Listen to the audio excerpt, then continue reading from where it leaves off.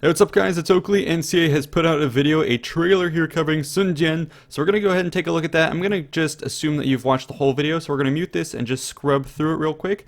And there's a lot of important information that's uncovered here. It's a short video, 2 minutes, but pretty epic. So the first thing is it starts us off zooming in on a burning city. So the historical context for this is that we are looking here at the end of the Han Dynasty, a dynasty that had reigned since 206 BC, pushing on now into the 200s AD, so a 400-year span. At the end of this time period, it's having a lot of issues, internal corruption, the countryside is mismanaged, lots of issues with drought, plague, famine, disease, all kinds of stuff in the countryside that goes wrong. And the thing that does push kind of the dynasty over the edge is going to be a massive revolt of the people known for tying yellow scarves around them. So it's the Yellow Turban Revolt.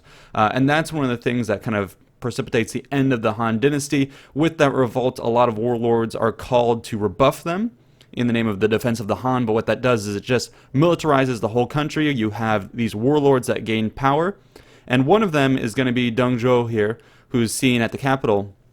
What happened after the Yellow Turban Revolt was essentially put down as he was called to the capital of the then Han Dynasty, which is Luoyang. So you can see this one here by one of the major rivers. He's called in supposedly to try and quell kind of an internal faction of eunuchs within the capital, but he seizes on the opportunity to actually take control of the capital. He uses the emperor as a puppet in the process. So here he is at the capital. He reigns for a little while, but what happens is the other warlords raise a coalition against him. What you're seeing in this trailer here is him leaving the capital. So at this point, the coalition has put enough pressure on him that he feels he has to retreat, and in doing so, he's going to burn the capital and leave it behind. So that's kind of the backdrop of this scene here. We can also start to see some interesting things about the campaign. Lots of differentiation in the height, exaggerated features, learning a lot from the Warhammer world in terms of what you can do from the campaign map. So lots of vibrancy. Here at night, you can't necessarily tell so much, but you'll be seeing once we switch over to day, a lot of interesting things happening. We'll also be freezing this frame, a similar frame later on, to discuss different elements that are revealed in the campaign map. So for instance here, a very large, wide river, very navigable as compared to these other minor rivers. Lots of stuff to discuss about minor settlements and little details here and there. But for now, we'll allow the trailer to proceed. So there he is, like I said, leaving the capital, burning it. And what happens is, in the wake of the capital burning, the coalition forces do move in. The main force is going to be led by Jian, the guy who is the focus of this trailer. So when he comes into the capital, what he's going to do is he's going to retrieve the imperial seal. So he sees all of this death and destruction around him. You can see he has a little bit of a tiger emblazoned behind him because he was known as the Tiger of Jian. So yeah, a nod to that. And then over here you can see as he's inspecting the burnt out imperial capital, he sees, he's very displeased by all this. Obviously, it's a big morale blow. But for his particular future, this is pretty important. What he sees, or what his soldiers do find in the ruins, is going to be the imperial seal. So that bears very high importance. So there you go, they're bringing it to him. People in the subreddit have noted out that this is historically accurate, that the imperial seal was known to have been chipped at a certain point in time, and then the chipped corner replaced with gold. So that's an interesting little tidbit of history included in this trailer. Cool to see that there. So yeah, this is the father, Sun Jian of, okay, there he is. He's being presented with the seal. But yeah, that's the father of the Sun clan, and they're going to be later on the ones who found the Eastern Wu kingdom, coming out of, the three kingdoms, of the Eastern Wu being one of the important ones. So here we see, actually, I want to scrub back a little bit earlier, because this is interesting. So as we're moving through the campaign map, this river is obviously different. It looks like it has the same texture that you'd see from the ocean. So what that implies to me is that armies and navies are going to be able to fast travel through this, which makes it very interesting. What does that mean for, well, navigation of the world? Obviously, these rivers being very important for that historically. So it seems like control of that is going to be very important for shipping your armies up and down. And then that begs the question, what happens when two armies clash in the river? Do we have special river battles? That has yet to be revealed. And then also, perhaps, if you have an army camped out on the banks of the river, can you block movement across the river? All kinds of interesting things happening there. And then can you hop on the river with any army? And then do you have to wait to build a fleet? All kinds of interesting stuff, but I really like how they're pushing the importance of rivers. This is one of the things that kind of bugged me for Thrones of Britannia. With the Vikings in particular, they were supposed to be able to penetrate deeply into the country, and what CIA did to represent that is they extended the ocean a little bit with these kind of like big bays, extended them into, well, inland, but never really in the sense that they did here, where it's really thick and it's going all the way across the country. So I think this is the way they should have done it, so I'm glad to see CIA fixing that. What you'll also notice is, well, roads across the countryside, those roads are going to have automated trade over them, so you can see a little bit of those there. And the countryside here having a lot of details, really down into the nitty-gritty.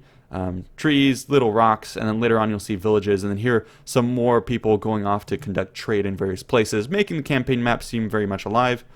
And then here is basically Zhuo moving the capital and the emperor, the child emperor, to what he's calling now the new empire's capital, Chang'an.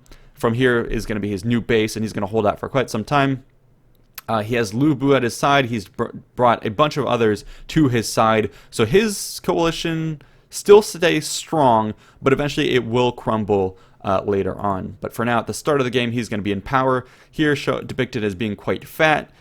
In the Romance of the Three Kingdoms, he's known for a lot of excess. And this is a bit of a characterization. You know, anytime you want to make someone evil and, you know, characterize their abuse of power, you're going to show it with an abuse of, you know, material pleasure. So in this case, eating, etc., sleeping with concubines, stuff like that. So yeah. And then here you see one of the coalition armies with, well, awesome banners fluttering, cavalry moving forward in diamond formation with some of their leaders up through the front, probably some of Sun Jian's children there leading the cavalry forward, and then a lot of infantry in the back. So cool to see that. So here they come, Couch Lance is coming in, and then they're going to crash into the other ones, hitting one another. And then here we get to see another view of the campaign. Again, lots of room for choke points and ambushes through here. I'm very, very happy about this. The huge differentiation of terrain, again, is going to be key for making everything feel so much more unique. The battlefields being much more than just the rolling flat hills that we saw in a lot of previous Total War titles. I'm very excited about this. So that's going to be cool. Again, a very navigable river seen on the left. And then this is where things get interesting to me. So let's pause here and talk a bit about this. So here we're seeing essentially the new province system. Again, we haven't heard too much about this, but take a look at this. A couple key things to point out. The big ones dotted across the map here are obviously going to be your, well, region capitals. So these are going to be big, kind of cookie cutter walled cities. It looks like they're all going to be square. I wonder what that means in siege gameplay, if they're all going to be the same square with maybe slight variations. But anyways, in terms of like how provinces are managed, well, this is going to be your capital. But take a look at what is going to be your minor settlements. This is what gets me very interested. Look at this. Here is definitely some sort of structure here, a little camp. I wonder what that is. Is that going to be part of like this province or this settlement's tile? Like, is this something where, oh, I have to build a farm? Is this the representation of that farm? Something that we saw back in the day with like Empire, where you had bits and pieces of your infrastructure scattered around outside the walls, making it vulnerable to attack? Or is it going to be kind of the way they did it in, again, Total War Saga Thrones of Britannia, where minor settlements were very limited in the pool of what they could do, and they were exposed like this and unable to ever construct walls? So this could be an indication of going one way or the other, but it is a departure from what we've seen in Rome too, for instance, where everything has the ability to finally get, you know, a little wall eventually. So this is interesting. Distributed settlements throughout, perhaps some of the infrastructure being spread out. And again, here's a good example of it. So to me, that doesn't look like a settlement. That looks like an offshoot, like a little structure from a settlement. So to me, I'm edging more in the sense of this is a part of your infrastructure that's just scattered around and subject to being assaulted. So I'm interested to see how they're going to be reworking settlements. Another interesting thing that you can see here is what the hell is going on with this? Well, in the lore, or sorry, not in the lore, in the history, what they're talking about in the trailer as well is going to be, well, there's a coalition army. So this is going to be the encampment of that coalition army. So is this actually something that's just put together for the trailer, or is this something that actually happens? Can you have like a coalition camp that shows itself on the map like this, being different than just an army with its, you know, banner? When it encamps for a certain amount of time, is this something special? Does it have a special battle map? Does it have special campaign features? Can you plop it down anywhere? Very, very interested to see what this amounts to outside of it maybe just being something, just for the trailer. And then here you get to see them discussing a bit about how the coalition is starting to fracture once Deng Zhuo kind of leaves for Chang'an. The coalition then has kind of tentatively their main goal achieved, and then they start to squabble and try and seize their own seize their own area of China and consolidate it. So yeah, that's what we're seeing there. Of the different areas being then squabbled over and different people trying to vie for control, here we go to the Southlands, and then you see a construction of a mighty city. And what they're saying in the trailer here is going to be, well, this is going to be a dynasty, the Sun dynasty. Sun Jian being the father, and then he has multiple sons and daughters, and these are then going to go on to found the Eastern Wu dynasty, one of the three major kingdoms in the Three Kingdoms period. So here's going to be their capital. So that's what this trailer is focusing on, which is pretty cool. And then here you zoom out a little bit. We're going to go ahead and pause this. So you get to see the Sun Jian there, the father, with his sons and a single daughter here.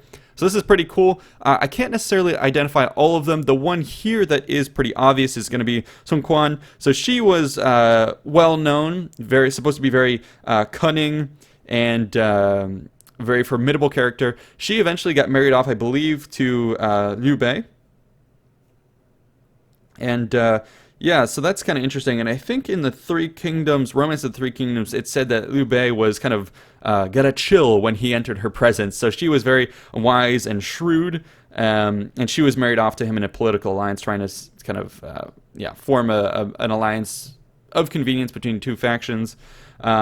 Because what ends up happening, well, I'll mention this also, an interesting thing about Sun Ren is apparently at some point she did have 100 female guards, all armed with swords, defending her in her chambers. So perhaps that's something CA may do in the historical version of this, give her a bodyguard that's maybe all female characters to represent that. In the romantic version, she's going to be an individual model, and when we're talking about individual models, well, look, they've armed her with a bow. So it looks like instead of being like a hand-to-hand specialist, she'll probably be a ranged specialist. So that's cool to see that she'll still be potent on the battlefield, but will do things perhaps from a distance with the bow there. So that's pretty dope.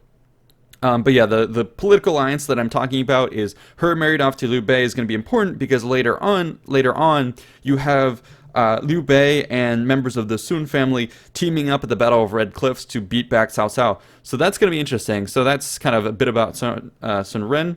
And then here, I believe in the gold is going to be Sun Quan, and he's going to be the one who actually kind of leads the family after his father ends up passing, and he's the one who founds the Wu, the Eastern Wu in 229, becomes the Emperor of Wu, and then kind of leads his forces at the Battle of Red Cliffs. So that's him. He could be the one in red. I'm not quite sure. I do get them mixed up a little bit. And then, of course, there's some other family members positioned here. I did try and pull up the wiki here for the various characters so you can see the different characters here. Sun Quan here being, of course, the Emperor of Wu. And yeah, and then you see Lady Sun Ren, the one we talked about. So these are the various children, a fair amount of them, not all of them being represented, I think, here on this pedestal, but we've talked about the two ones that I'm fairly sure about. The rest, I don't know too much, but I'm sure in the comments people will commentate on that. Let's get back into the rest of this trailer because there is still an interesting little tidbit here at the end as they do a zoom out and show us what the scope of the map is going to be. And again, there, the chip box.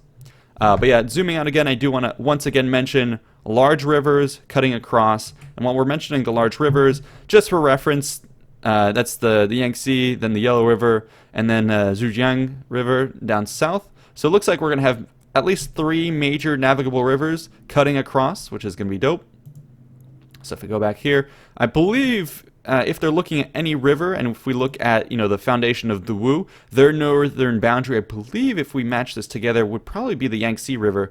So, or maybe the Yangtze is a little south of this. I'm not quite sure on my geography. But anyways, the river being shown here, I'm pretty sure is let's check, the Yangtze River. I'm fairly certain that's what this is. So yeah, that's cool. And then again, look at this. We get to see the vibrant terrain. Let's put this on full screen real quick just so we can see it. So I love this. Tons of detail. And again, look at these little either minor settlements, or perhaps this does seem to indicate to me it's a little bit more developed. That does seem like a full town in and of itself that's spreading out a little bit further. But some distributed buildings very close to one another there. Yeah, I'm very interested to hear more about the campaign and how this turns out. And take a look at this, the rice paddies over here with some terrace farming. God, this map looks freaking beautiful. But keep an eye on this. As they start to peel out, we start to see the scope of the campaign. Okay, there we go. So the Yangtze, okay, that makes sense. So the Yellow River over there, they did actually change it. So that's why it's so cloudy with the sediment up there. The Yellow River in the distance, the Yangtze, and then the last one, the third. So there we get confirmation of those 3 major rivers. And you can see just how deep they can go. So that is going to be very important to control to move armies past potentially these choke points in the mountains. So that's going to be cool. Oh, and take a look at that before they cut it out. This is going to be pretty key. Let's scroll back. Yep, there we get to see Taiwan. So that is interesting. Going to be included as well as the southern reaches of the Korean Peninsula, perhaps even stretching into Japan, although it's not shown here. I presume it's going to be cut off, but maybe in DLC they'll expand it. So yeah, that is pretty interesting. I wonder if they'll even push south and we'll start to get some more stuff. Let's pop into a map. I wonder, I mean, there we saw the edges of Taiwan. We saw the edges of South Korea. Perhaps we'll be seeing a little bit of Japan in the campaign map, but what I'm interested in as well is going to be, are we going to have an inclusion of Vietnam as well? Laos, China and Vietnam did have some ongoing wars. I believe it was the end of the Han Dynasty where it was the Trung sisters who came out and were a major part of the kind of rebuffing of the Chinese. But anyways, playing an important role in the South, perhaps even we can have some of their troops recruited as mercenaries, but that'll all be interesting. So yeah, that's all I got from this trailer. A lot of information that we've been able to extract from this, and good God, as we zoom out, we start to see the scope and scale of all this. I'm very excited for this. I hope you are as well. And yeah, definitely stay tuned for more news as CA is going to be confirming bits and pieces of what we've theorized here. But so far, so good. That's it for this video. Hope you guys enjoyed. Stay tuned for more, and I'll see you in the next one. Peace out.